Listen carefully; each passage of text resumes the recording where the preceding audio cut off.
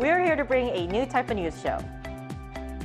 New insights, new styles, and new topics every day. We are News Generation.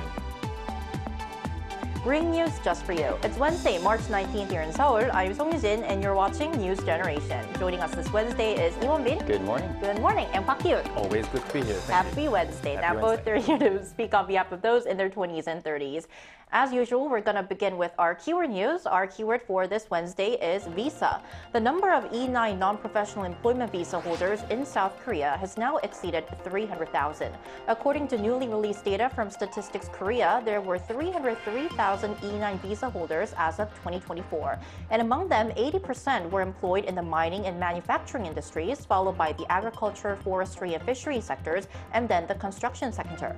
So, Kyun, I want to ask you, could you start us off by explaining what the E9 visa is and who qualifies to get this visa? Sure. So the E9 visa is a work visa issued by the South Korean government to foreign workers who are employed in the manual labor or unskilled job sectors. And the applicants must meet the following requirements. One, being from one of the 16 countries, including China, Vietnam, and Thailand, to typically between ages 18 and 39. 3, pass a medical examination and have no criminal records. 4, pass EPS and topic tests that Won-bin will further explain a bit later. And 5, be selected through the employment permit system, commonly known as EPS. And they also cannot apply directly, but must go through the government-approved process in their home countries. So a lot of steps to take, but once they come to Korea, I saw statistics showing that they're very satisfied with the type of work they're doing, and the level of complaint is quite low. So once they pass all these requirements, they're going to start a very happy new life in Korea.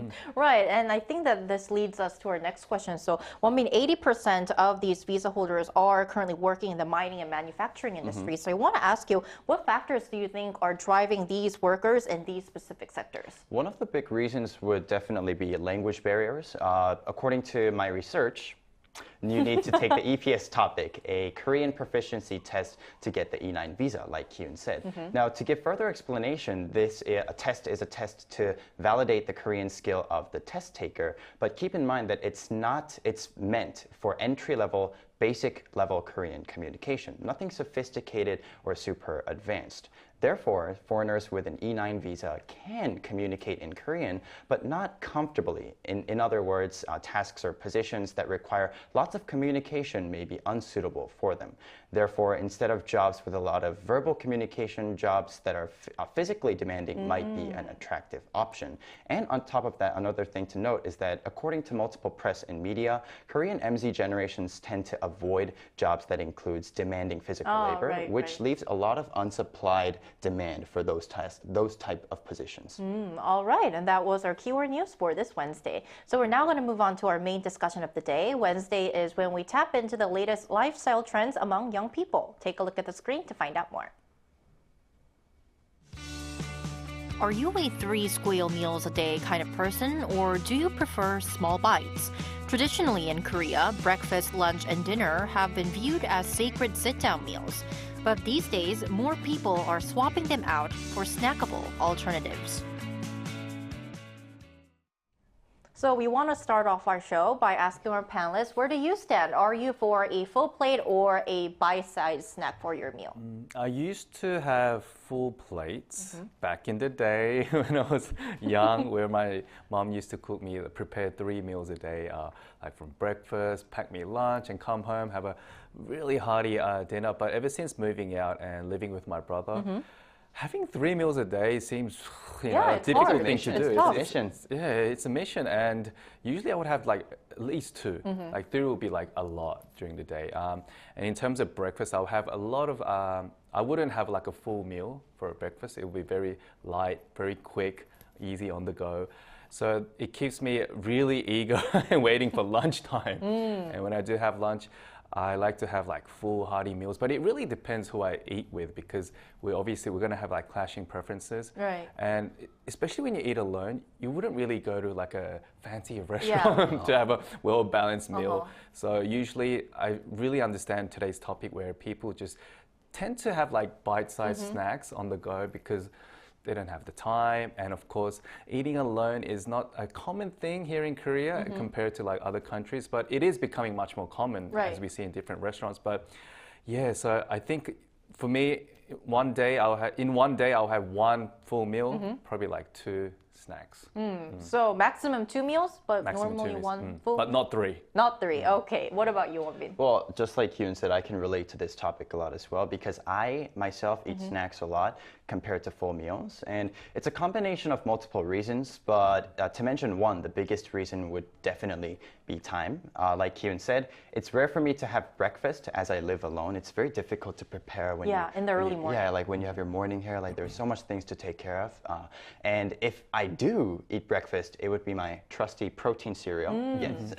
And lunch often stays light too. Something like samgakgimbap, which is a triangle Korean rice roll with fillings in it, or again, protein shakes. Also, as I'm usually in the middle of work around that time. And if I get lucky, if I am lucky, I would have a meal with someone, but that's only when I have appointments. However, Kyun said that he tries to get one full meal at least, and that's similar for me. I do try to get all my nutrients in at dinner. I usually eat dinner pretty late, around 10 p.m. My mom's not gonna like this, but yeah, which is after work. And basically that's dinner is the only time where I can comfortably eat without checking the clock or the time. So that's when I get all the long overdue flavors and proteins for the day. So basically, usually snacks or light breakfast and lunch, and one heavy late dinner. So you guys both include snacks, right, in your daily diet? So what about you, Eugene? I have 3 full meals a day because I'm living with my parents' mom. Thank you, Mom. Wow. But yeah, I think I tend to have snacks too as I work throughout the day. So all the 3 include snacks in our daily diet, and this shift in eating habits is being called snackification, where snacks are no longer just munchies between meals, but the main event. So Kyun, I want to ask you, what exactly qualifies as a snack these days, and how big of a trend are we talking about right now? So to answer your first question, a snack can refer to nuts, ice creams, chocolates, candies, jellies, or even protein bars that could be considered a bit healthier. Answering your second question, a recent data released by Euromonitor International, an independent provider of consumer insights, shows that between the years 2023 and 2024, 13% of adult consumers in South Korea ate their meals as a form of snackification. That's a hard one to pronounce. It is. This means that 1 out of 8 Korean adults would have snacks rather than having what we call a proper meal that consists of, I guess, more natural ingredients and what we consider as like a traditional meal where we just sit down for a long time and to enjoy the full meal. Yeah. Definitely. And this is quite interesting because Korea has long placed high value on hearty meals because we even have a term called 밥심, meaning the strength you get from a proper meal. So I also want to ask you, Kyun, are more Koreans choosing to snack throughout the day rather than sit down for traditional meals? How big is it in Korea as well? So just to give you an interesting example, I'd like to share with our viewers as well. There was a TV reality program called 3 Meals a Day, or 삼십세끼 in Korean, which first started airing in 2014. So it's been almost like 11 years ago. 11 years. And I actually remember watching it when it first came out. And this caught the attention of many young viewers, obviously, including myself. And what they do is basically these 2 celebrities, male celebrities, Cha Seung-won and Yoo Hae-jin, they started. So what they do is they go to this like the outskirts or like country areas or even small islands, and they would just cook 3 meals a day. That's all they did throughout the whole day, using natural ingredients and recipes. And the reason why so many young people actually really enjoyed this show was because, ironically, they didn't have the time to cook 3 meals a day, let alone even 2. So they had this sense of vicarious satisfaction just by watching this program. So this clearly illustrates that young people's obviously lack of time and I guess being too busy with their everyday lives really made them opt for quicker, easier, faster options of meals in the form of snacks rather than having these traditional meals. So this is, I guess, a good example of showing how young Koreans, I guess, preference for having snacks over proper traditional meals. Right, and this show, once again, started 11 years ago, which kind of shows that snackification has been on the rise gradually in Korea. Then I also want to ask you, are you witnessing these shift in eating habits as well? Yes, I am as well. I completely agree with Ki-hoon. To most young people in their 20s and 30s, time is always the problem. Excuse me. And it's actually quite ironic to see people skipping meals because of work nowadays. Right. Because in Korean, this is for the viewers, there is a phrase that says 다 먹고 살자고 하는 건데, which translates to, at the end, it's all to eat and live. Meaning, leave some room in your life to enjoy basic things, such as eating meals. Now, going back to the topic, in defense of snackification, Korea's snacks are actually closer to a meal. Well, compared to North America, where chips and candies or gummies, like Kyun mentioned, are the keywords for snacks, Korea actually has a wide range of snacks that are made as a meal replacement. They use the same, or at least a simplified version of ingredients that goes into proper meals, such as my favorite 삼각김밥, triangle rice rolls with fillings. Again, sorry, mom. And kimbap, which is rice roll with vegetables and meat, and 도시락, which is basically a lunchbox that has rice. And not to mention the cup noodles, which adds a warmth to our meal. And I think warmth in your meal is like considered a luxury in the realm of snacks. While young generations in Korea do rely on snacks a lot, thanks to these, should I say, relatively healthy options that we have in Korea, I think the worries are partially mitigated. And I think that we're seeing more of these filling snacks because snackification has become a trend. So the industry is responding to a growing demand. All right, so far we've taken a look at the situation in Korea. Then what other countries have embraced the idea of replacing snacks with meals? Well, at least we're not alone in this snackification. It's a global trend. And according to Euromonitor International, various countries from different continents are eating snacks as an alternative selection from traditional meals. Let's take a look at the statistics. Now, the statistics of countries with the highest rate of snacks as meal replacement shows that India has the highest replacement rate at 18%, followed by the US at 17%. Vietnam and Thailand tied third at 14%. UK and Brazil tied fourth at 13%. And for reference, Korea was at 13% as well. And actually, I gotta say, after looking at the stats, I'm quite intrigued by the fact that India actually came in first instead of US or other countries. And I never knew that they were like such leading country in the realm of snacks. So I really wish we had someone to talk to or ask like what they actually eat and how the situation is in India. Well, this is kind of a spoiler alert, but we'll soon connect with a young person from India to talk about snackification in that country. But before we get to that, to find out what our viewers think, we first ran a poll on the Arirang YouTube channel. So here's how our viewers weighed in on snackification. 56% answered that they have 2 full meals and snacks, followed by 24% who answered that they have 3 meals, and 20% opting for 1 full meal and snacks. And we're now gonna take a look at some of their responses. Our first response for Wednesday is Eddie Lee 5909. Either 2 full meals or 1 meal plus snacks. There simply isn't enough time for a 3rd meal, so I eat more during each meal. Roddy Russell Jr. 93 says, I only eat when I'm hungry. Most days, it's 1 big meal a day. Jia Weika 3518 says, unless you are working in some kind of hard labor, 2 meals plus snacks is all you really need to avoid becoming obese. Oh, must enjoy fresh chicken and bananas to help with digestion.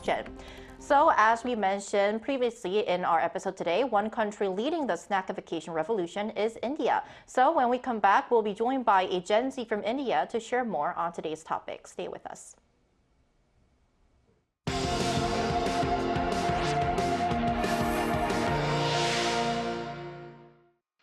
NewsGen wants to hear from you. Go to YouTube and search our channel Arirang News. Click Community and leave a comment down below. Make a new type of news with us. We're pleased to welcome Kale Bageshri, an Indian Gen Z, to our show today. She is currently a graduate student studying at Dongso University in Busan. Welcome to the show. Hi. Happy Wednesday. Thank you for having me. Thank you for joining Happy us. Wednesday. So we first want to ask you, according to the data we discussed earlier at the top of our broadcast, India ranked at the top when it comes to embracing snackification. So are you also seeing this trend firsthand yourself? Oh yes, I'm seeing this happen in my everyday life. And without even me realizing it, I think I became a part of this trend, and we did not even know like there is a word for it, but we are following it.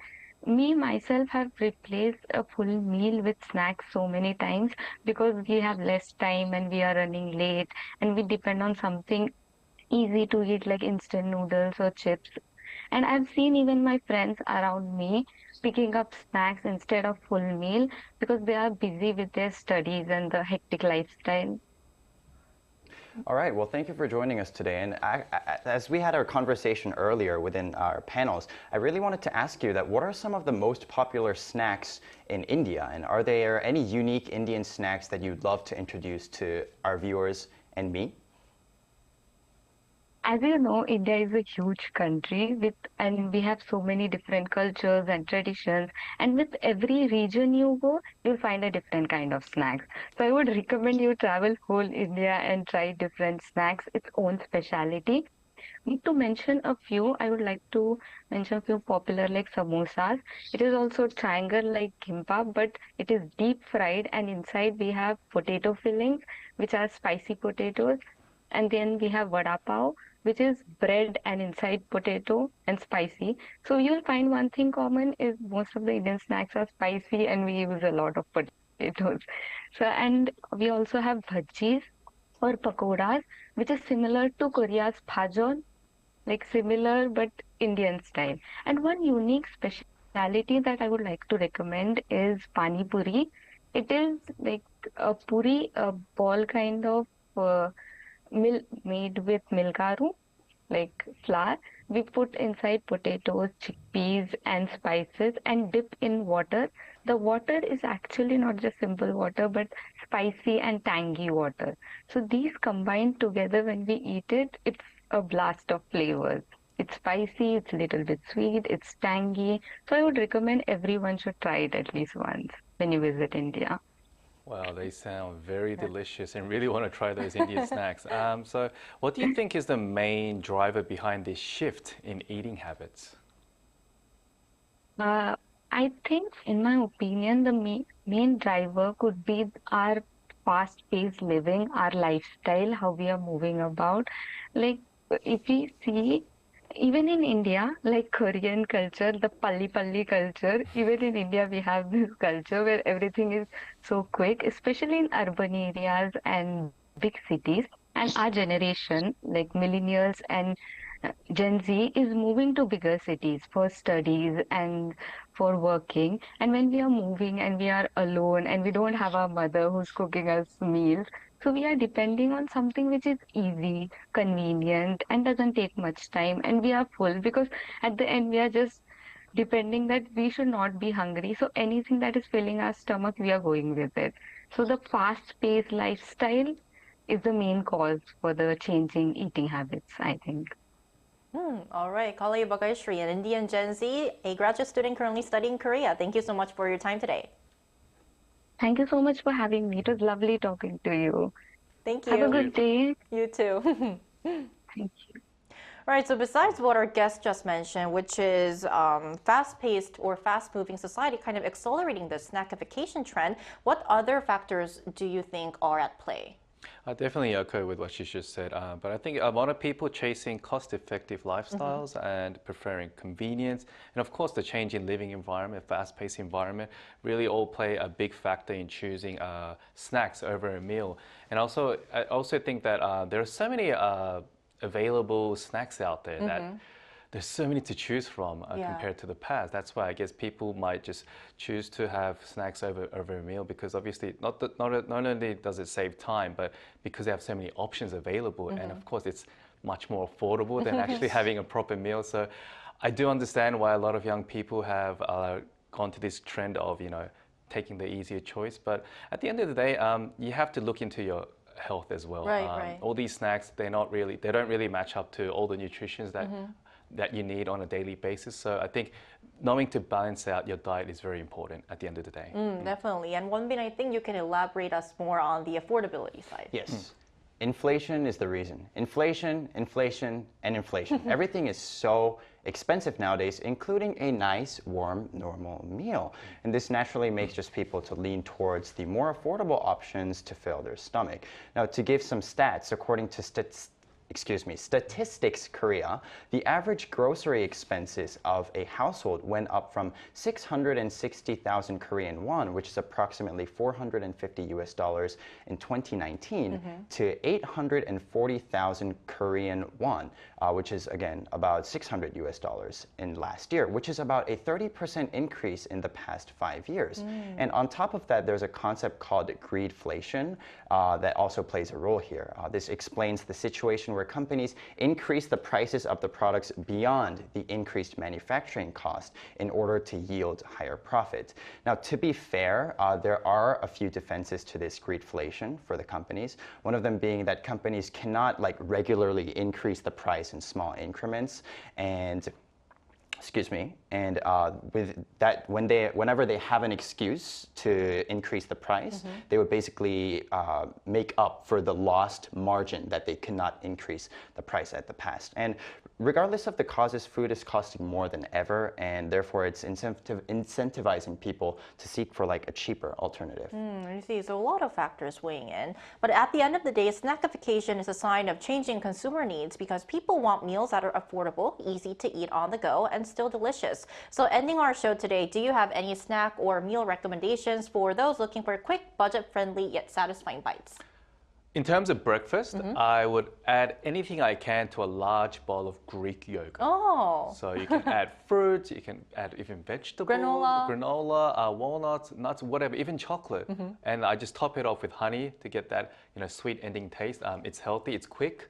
And I think for breakfast, people always wonder, what should I have for breakfast? Should I skip it? Instead of skipping it, try this Kihoon style Greek yogurt, Korean yogurt, Kihoon yogurt. I don't know. Okay. Try it once. It's delicious. Okay, It's very filling as well. Okay, thank you for that recommendation. What about you, Wonbin? Well, for our viewers, in Korea has actually a lot of snacks, tasty snacks that have a traditional Korean touch to it. K-snacks. Yes, K-snacks. A few examples here. I recommend 쌀과자, which is a crispy bite-sized snack made of rice, and 김부각 as well, which is another snack made with seaweed. Now, keep in mind the second one, 김부각, actually comes in 2 flavors. They have the sweet variation and the salty variation as well. So please choose accordingly to your taste. And moving on to my meals, Kihoon likes to Greek yogurt, but I like to focus a little bit more on my protein. So I like to stick to my good old chicken. So excellent price, excellent taste, and most importantly, an excellent source of protein. You can order them in bulk for a ridiculously cheap price in Korea. And for the seasoning, this is where the magic happens. Get onion powder, garlic powder, salt and pepper, and throw them into air fryer for 20 minutes. Once you portionize them, so you have to first order them in bulk, portionize them, and then if you put them in the air fryer for 20 minutes with the seasonings, you get a nice, delicious, warm meal. So that is my recommendation for you guys and the viewers. Sounds so good. We should definitely try that out. And that's all we have for this episode of News Generation, but we will be back tomorrow at 10:30 a.m. Korea time. Special thanks to Wonbin. Always a pleasure. Thank you. And Park Ki-yoon. Thanks for having me. Thank you. And to our viewers, thank you for spending time with us, and we'll see you tomorrow on Thursday. We are News Generation.